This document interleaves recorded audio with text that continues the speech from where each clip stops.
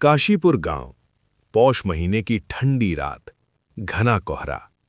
People के पुराने पेड़ के पास एक घर में जयंत। यार प्रकाश, इस साल की ठंड कुछ ज्यादा ही नहीं है।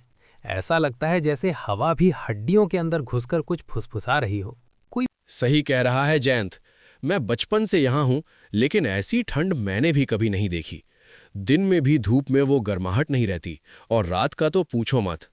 अरे छोड़ ना ठंड, हर साल इसी समय कुछ ना कुछ अजीब भी तो होता है। वही बात मत छेड़ना। क्यों, डर लगता है क्या? डर नहीं लगता प्रकाश, डर तो यहाँ रहता है। अचानक हवा तेज चलती है और सूखी पत्तियां सरसराती हैं। पिछले साल इसी ठंड में रामू काका का बेटा अचानक गायब हो गया था। सुबह उसकी लाश मिली थी तालाब के पास, आंखें खुली की खुली।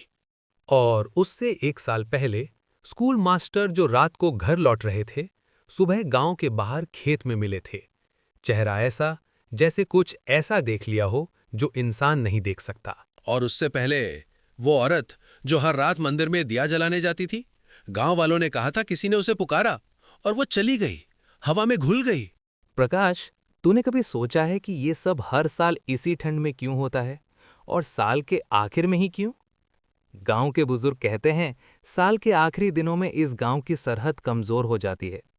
बचपन में दादी कहा करती थीं कि ठंड में जो कोहरा उतरता है ना, वो सिर्फ धुंध नहीं होती, उसमें वो सब भी होता है जो पूरा साल छुपा रहता है। दोनों धीरे धीरे आगे बढ़ते हैं। पेड़ों की परछाई अजीब लग रही थी। अजीब गांव है ये भी। दिन में सब अपना सा लगता है और रात को हर चीज पराई लगने लगती है। पेड़ भी ऐसे खड़े रहते हैं जैसे किसी को छुपा रहे हों। जयंत, वो देख, कोहरे के अंदर कोई चल रहा है। हाँ, एक परछाई है जो धीरे धीरे आगे बढ़ रही है। ये तो दादी हैं। दादी? गांव की वही बूढ़ी दादी जो सूरज ढलने के बाद दरवाजा तक नहीं खोलती? हाँ वही, लेकिन देख, उनका चलने का तरीका कुछ ठीक नहीं लग रहा। दादी बिना रुके, बिना पीछे देखे सीधे नदी की तरफ बढ़ रही हैं। दोनों दूर से उनका पीछा करते हैं। दादी नदी के किनारे पहुंचकर एकदम रुक जाती हैं, बस पानी को देखती रहती हैं। जयंत, मेरी दादी कहा करती थीं, जो लोग ऐसे चुपचाप नदी को देखते रहें, वो इस दुनिया में नहीं होते। चल, इससे पहले कि वो पीछे मुड़े, हम यहां से निकलते हैं। दोनों धीरे धीरे वहां से भाग आते हैं। यार, अगर उसने हमें देख लिया होता तो आज हम भी नदी के पास खड़े होते, कुछ सुनते हुए। पीछे नदी की आवाज अब भी गूंज रही थी। कोहरा और गहरा हो जाता है और काशीपुर गांव फिर से किसी अनहोनी का इंतजार करने लगता है। सुबह की ठंडी धूप। जयंत अपने घर में बैठा हुआ है, जैसे दुनिया की सारी ठंड उसी के ऊपर गिर गई हो। तभी उसकी पत्नी तारा घर में आती है। ओ जी, सुन रहे हो? घर में खाने को कुछ भी नहीं है, ना आटा ना चावल, और आप हैं कि ऐसे सो रहे हैं जैसे राजा भोज हों। अरे तारा, इतनी सुबह क्यों दिमाग खा रही है? ठंड देखिए बाहर, ऐसा लग रहा है जैसे हड्डियां भी आपस में टकरा रही हूं। हड्डियां बाद में टकराना, पहले पेट का इंतजाम करो। कुछ काम धाम क्यों नहीं ढूंढते? पूरी जिंदगी ऐसे ही रजाई से बातें करोगे क्या? अरे काम की तलाश में हूं यार, लेकिन इतनी ठंड में काम मिलता ही कहाँ है। मालिक लोग खुद अलाव के पास बैठे रहते हैं। हाँ हाँ, काम खुद डर के मारे घर से नहीं निकलते, और आप काम ढूंढने निकलोगे। तू चिंता मत कर, आज किसी भी हाल में काम ढूंढ कर ही रहूंगा। अगर काम नहीं मिला ना, तो प्रकाश के साथ मिलकर कुछ जुगाड़ करेंगे। जयंत घर से निकलकर सीधा प्रकाश के घर कर जाता है। अरे प्रकाश, ओहो प्रकाश, तुम अभी तक घर पर ही हो? अरे, तू भी जिंदा है? मैं तो सोच रहा था कहीं तू भी नदी के पास खड़ा ना मिल जाए। अबे छोड़ यार, कल जो हमने देखा वो सपना था या हकीकत? सपना होता तो इतनी ठंड में मेरी रजाई आज भी क्यों डर रही होती? सही कह रहा है। कल रात के बाद नदी दिखते ही मेरे पांव खुद ब खुद मुड़ जाते हैं, और मुझे तो हर बूढ़ी औरत में दादी ही दिख रही हैं। चल छोड़ डर वगैरह, पेट का डर ज्यादा बड़ा है। कुछ काम धंधा करना पड़ेगा। हाँ यार, भूत प्रेत रात में आते हैं, भूख तो सुबह शाम आती है। चल काम की तलाश में निकलते हैं। अगर काम नहीं मिला और अगर तो कम कोई से कम पूछे गांव का कि हालचाल काम तो क्या पता करते हो, चलेगा। तो बोलेंगे डर से भागने का काम करते हैं। दोनों ठंडी धूप में काम की तलाश में निकल पड़ते हैं। काशीपुर गांव में एक नई सुबह शुरू होती है। डर के बाद दिन ढल चुका था। सूरज की आखिरी रोशनी खेतों के पीछे छुप रही थी। ठंड बढ़ने लगी थी।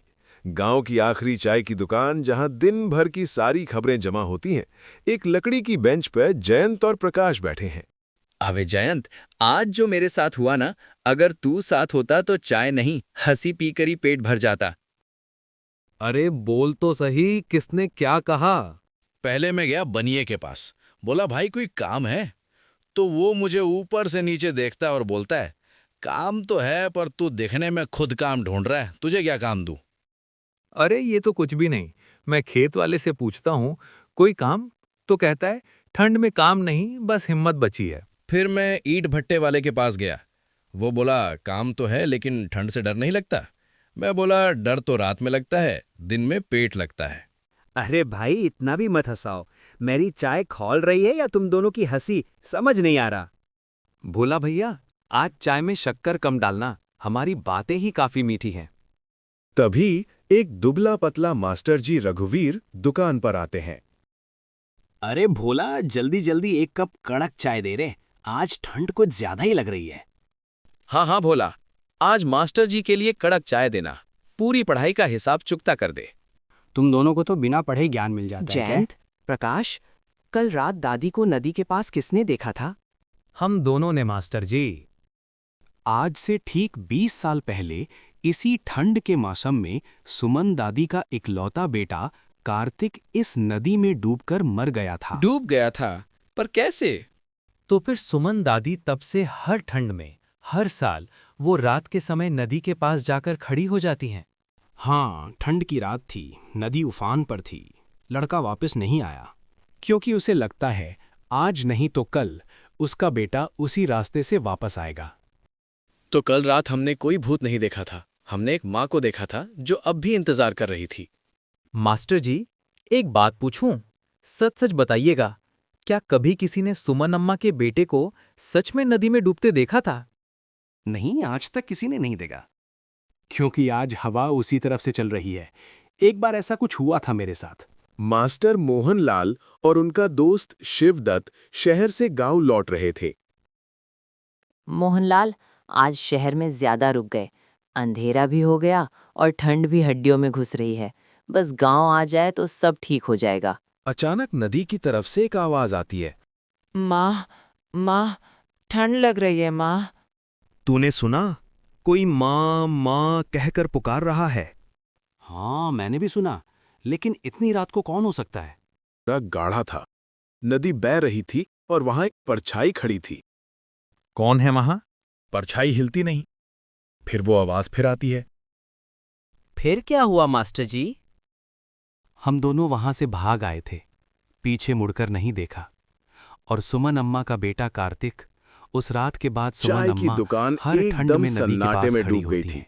कुछ देर बाद जयंत और प्रकाश वहां। यार जयंत, सच कहूं तो सुमन अम्मा के साथ जो हुआ ना, वो बहुत ही बुरा हुआ। एक माँ का इकलौता बेटा, और वो भी ऐसे चला गया कि ना लाश मिली ना आखिरी बार देखने को मिला। हाँ यार, जिस दर्द को रोकर भी बाहर नहीं निकाला जा सके, वो दर्द इंसान को अंदर ही अंदर खोखला कर देता है। शायद वो आज तक उसी में जी रही है। दोनों चलते चलते सुमन दादी के घर के पास पहुंच जाते हैं। तभी धीमी टूटी हुई आवाज सुनाई देती है। चल जरा पास चलकर देखते हैं। तीनों दबे पांव आगे बढ़ते हैं और खिड़की के पास खड़े हो जाते हैं। अंदर सो जा बेटा, रात बहुत ठंडी है, देख तेरे लिए रजाई भी डाल दी है। जयंत, प्रकाश और तारा एक दूसरे को देखते हैं। ये कैसे हो सकता है? शायद ये कोई चमत्कार है तारा, या फिर वो रहस्य जो हमारी समझ से बाहर है। सुमन दादी को हमारी मौजूदगी का कोई एहसास नहीं, वो बस माँ है। कहते हैं ना, जब एक माँ दिल से अपने बच्चे को पुकारती है तो उसकी ममता दुनिया और उस दुनिया के बीच की हर दीवार तोड़ देती है।